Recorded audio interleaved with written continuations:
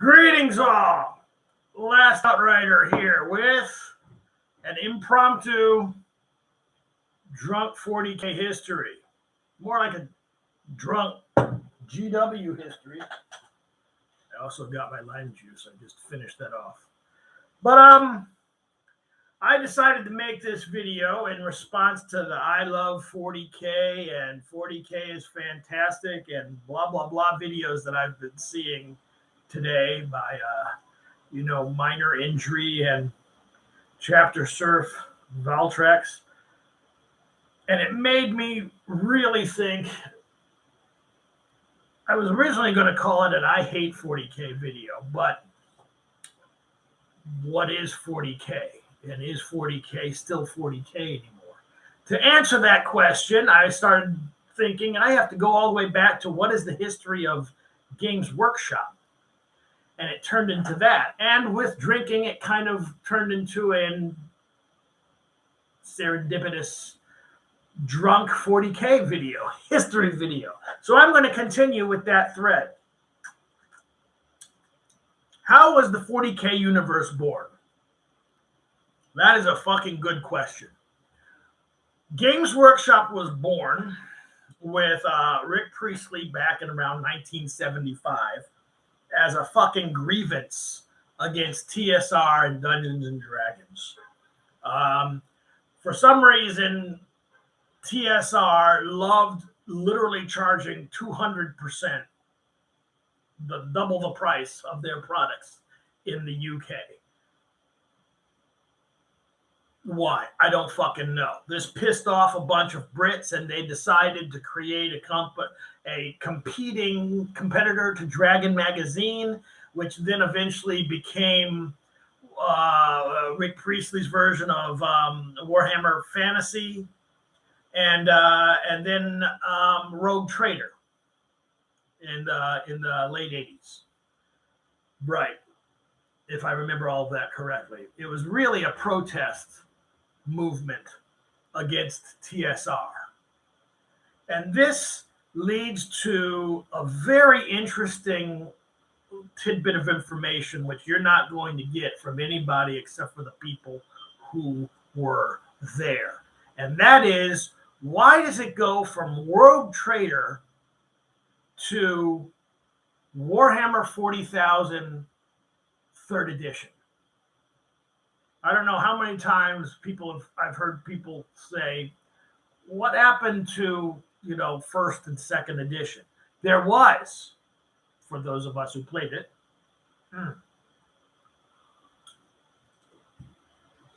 There was. It wasn't created by Rick Priestley. It was created by Andy Chambers. Priestley and Chambers are really the two conjoined twins of the 40K universe. Priestley came out with Rogue Trader, which was supposed to be the RPG side of 40K. And Andy Chambers came out with a game called, I think it was 92, Space Marine, which was the little miniatures Warhammer, wargaming side of the game. And they were two separate games. Now, Andy Chambers' game had 2 editions. Space Marine 1st edition and Space Marine 2nd edition. And Rogue Trader was the RPG thing going on with its also editions. At some point in time, I'm guessing around 94, it was basically decided that nobody was playing the RPG side of the game anymore. They really liked the miniatures thing. So here's what we're going to do. Instead of having Rogue Trader and Space Marine, we're going to go and create Warhammer 40K. But it's based upon the rules of Space Marine games. So it became 3rd edition of the Space Marine game rules. Yeah. Go find that on Wikipedia to read to somebody, One Mind Syndicate. That's where it came from. I know that because I saw it fucking happen. That's why I know it. There's nowhere to go read this. So these two people really became the brains behind Warhammer 40K. And what was the purpose of Warhammer 40K? It was inspired by another game called GURPS, which is generic, universal, role-playing game system. And that's what they wanted to create. So when they started making that, the idea behind GURPS was you could create a universal sci-fi system. You could basically create your own universe, like I just said. And so they started plugging in all of the different sci-fi genres. Each one was supposed to be a separate supplement for the core Warhammer 40K rule set. That's how GURPS was made. In 40K, they became army lists. In GURPS, they were just different universal supplements for how you wanted to create your type of game. There was like a Star Wars supplement and shit like that. And that's what we had here. We had orcs, space orcs, space elves, space alien. For a brief period of time, we had Space Alien Nation. Yeah, look up that show. Gone, but that's also gone from 40K as well, too. Space Squats on their little Harley Davidsons. Choppers. Yes, I remember that. And the little Screech spin around bootlegger reverse attack template. And it was just this crazy universe. It really wasn't that grim dark at that point in time. It was just crazy. Like a kind of Judge Dredd 2000 AD crazy feel to it. Why do I say that? Because you're talking about things which I miss from 40K these days. Things like snotling shock attacks, hop splat guns. What's another good one? Hop splat guns. Bubble fucking cannon. Yes, there was a weapon, a tank in 40K, the bubble cannon. I'm not kidding you. Digger knobs was a thing. I don't know if they're a thing now. This is just goofy shit that was going on. And that's gone completely from 40K now. It's just not in there. Where did this shit come from? This came from two people, Rick Priestley and Andy Chambers. So for me, 40K really died in 2009, I believe. Priestley was out. And Andy Chambers faded out soon afterwards, went to work with Blizzard, I think, did, Wings of Liberty or some shit like that. And that's another thing.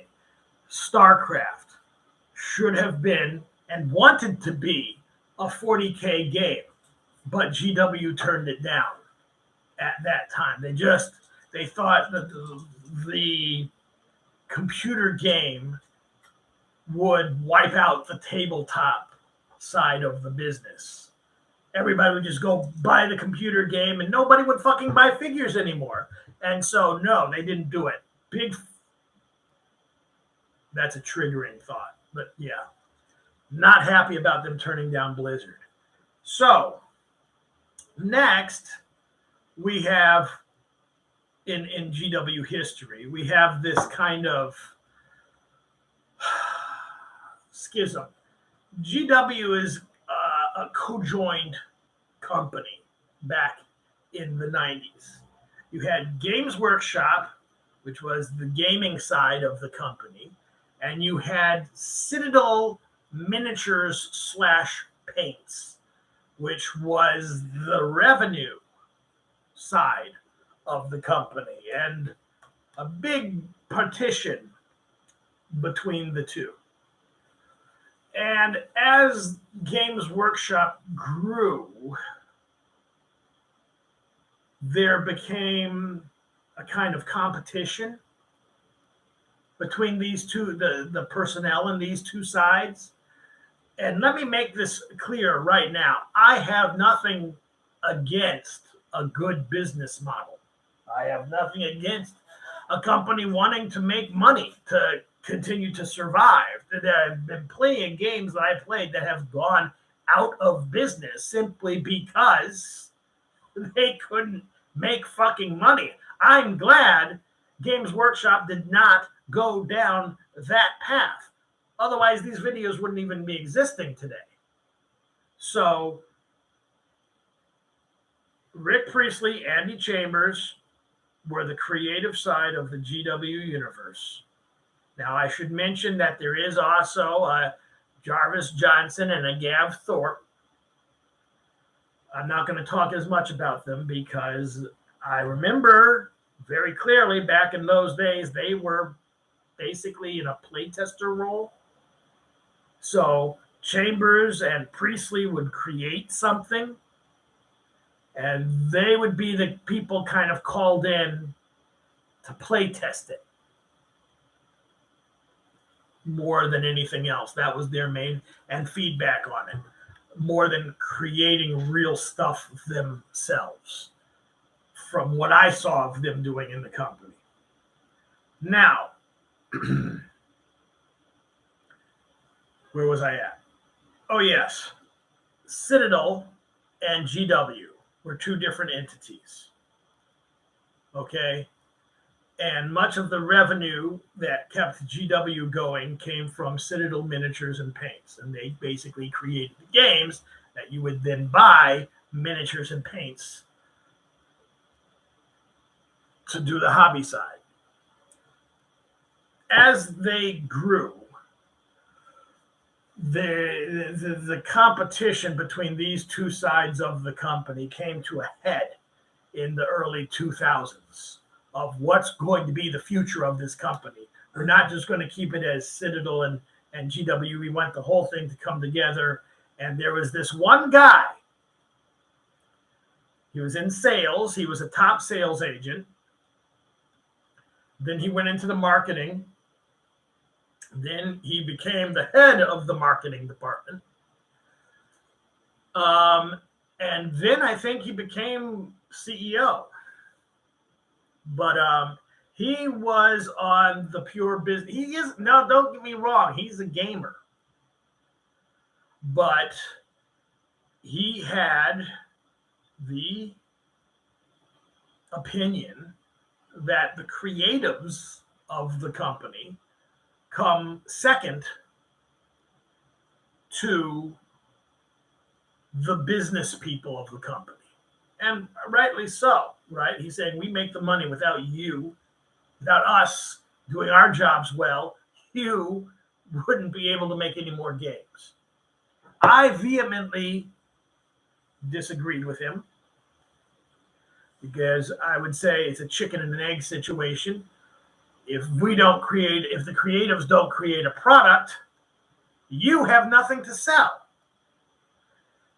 This came to a head in 2009 when Rick Priestley left, who wanted to focus on creating new and interesting games, and Andy Chambers soon after. And GW was going to focus more on the business side with the belief that the creative side could just, be replicated after they were gone. So we now have 14 years to test that hypothesis. Look at GW, look at 40K since 2009 to now, to 2023. And then look at GW for 15 years before that, at the creative content that was created in those two equal spans of time. There's no comparison. Nothing really new and interesting has been added to 40K in the last 14 years. Now, to say this, Rick Priestley went out and created a game called Beyond the Gates of Antares. You can find videos, I think Beast of War videos, doing demo lessons on playing that game. This, I believe, would have been the future of 40K had he remained in the company. And you're going to find out that Gates of Antares looks very much like a sci-fi version of Age of Sigmar. Very much like it. Now, I think he published that so that GW couldn't develop 40K in that direction. But I believe it's credited with Jarvis Johnson with Age of Sigmar. May have play tested it or bumped around with it on him, but suddenly, what? A fantasy version of Gates of Antares came out looking like Age of Sigmar. Check the game out. You can find the website, Warlord Games. Watch the videos. Read the lore. They look shockingly similar. That would have been the future of 40K, I believe. So without the creatives, what we have is a zombie game. Nobody in the company has the balls to create something as shockingly stupid as a, snotling shock attack and put that seriously into a codex. You know what I mean? After Andy Chambers and Rick Priestley have left the company. They were 40K, period. And they're gone. And when they're gone, 40K is gone. What you have is, as I said, a zombie game. They've Flash Gits has a great video memorializing this death with the GW marketing with a Space Marine and a Space Marine. Remember? And then what can we do? We can put a Space Marine. And then they came out with the Centurion. And then right after that, they came out with the Grey Knight's baby carrier, Dread Knight. Okay? That is what this marketing guy's attempt at being a creative looks like. So then they did go and work on game mechanics. There were a whole bunch of holy grails in 40K that Jarvis and Priestley simply couldn't touch. Fortifications were developed. Flyers were developed. Working tank rules were developed by good game designers. But that's not a universe expanding thing. That's just some rules. Nothing. I mean, the Horus Heresy really isn't even a universe expanding thing because it was there from the beginning. So, which brings me to the Black Library. GW has now been trying to hit up Black Library authors to add something to the game, which they have steadfastly refused or failed to do. Dan Abnett isn't going to add anything to 40K. Aaron Dembski-Bowden, who is a 40K fanatic, still isn't a creative enough to add something to the game. You can find this from the trouble he had with the Night Lords trilogy. He hit a wall with that. He could have just come up with something new, but there simply wasn't enough source material to work with to finish this trilogy easily without a lot of help and encouragement and not being driven to a, you know, a, a suicide or something. So yeah, it's a zombie game, which really makes me worry about this live action thing that's coming up. Games Workshop is really at the same state of just about everything else out there. Everything else is in the creative world is either a a reboot or a sequel, and that's what we've had with GW for the last 14 years. Everything is a reboot or a sequel. Nothing new is happening. And that is why I would say Games 40K basically died in 2009. I strongly suggest you check out Gates of Antares if you wanted to see what the future of 40K could have been. Or if you want to play a game that's very similar to what 40K was like back in 95. It's a fun experience. Maybe people can do a Kickstarter. Maybe we can get enough 40K people to go around and rally around Rick Priestley and Chambers and offer them enough money and say, hey, come back and develop, Gates of Antares, because we really, really, really miss the 40K experience of the 90s and early 2000s. This bullshit that they have going on is just not working for me. Get the dynamic duo back together, work on Gates of Antares, and recreate the real new 40K. That's what I would like to see. Until next time, bye-bye.